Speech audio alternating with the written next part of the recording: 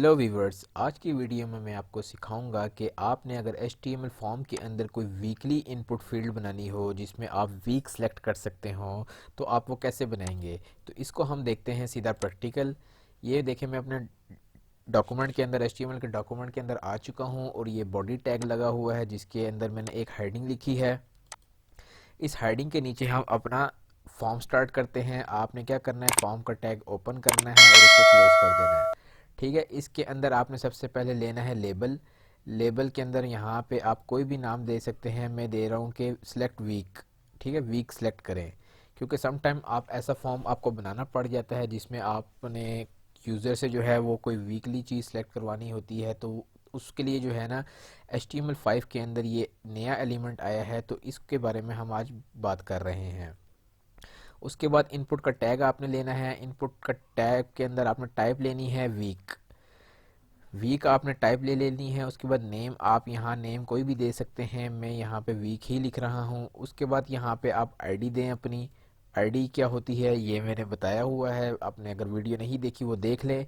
ID जो है basically जो है ना, अगर आपने इसकी कोई स्टाइलिंग करनी है CSS के अंदर जाके तो उसके लिए आप आईडी देते हैं। तो आईडी भी यहाँ पे मैं वीक लिख देता हूँ और इसको मैं यहाँ क्लोज कर देता हूँ। उसके बाद यहाँ पे मैं अगेन एक और इनपुट लेता हूँ और इसको मैं यहाँ पे अभी बटन बनाता हूँ। ठीक है, सबमिट का मैंने यहाँ पे बटन बना लिया या और वैल्यू दे दी इसको और इसमें भी सबमिट लिख दिया। अब इसको मैं सेव करता हूँ। सेव करके मैं एक दफ़ा आपको फ्रंट एंड पे दिखाता हूँ। ये देख सकते हैं, सबसे पहले जो मैंने यहाँ पे लेबल लिया ये वो आ रहा है। उसके बाद ये एक इनपुट फील्ड आ रही है। ठीक है, जिस पे लिखा रहा है वीक और उसके बाद पहला जो कॉलम होगा ना वो बताएगा कि साल के अंदर इस टाइम कौन सा वीक चल रहा है। और ये कैलेंडर के आइकन पे अगर मैं क्लिक करूँ, ये आप देख सकते हैं वीक इस टाइम कौन सा चल रहा है, 44। ठीक है, ये जनवरी से लेके आज नवंबर है तो ये नवंबर तक इस टाइम 44 वीक है और उसके अंदर नवंबर की ये डेट आ रही है। ठीक है, यहाँ से आप 45 वीक सेलेक्ट करके यहाँ से आप कोई भी डेट जो है वो सिलेक्ट करना चाहें तो वो आप इजीली कर सकते हैं। ये 46 है।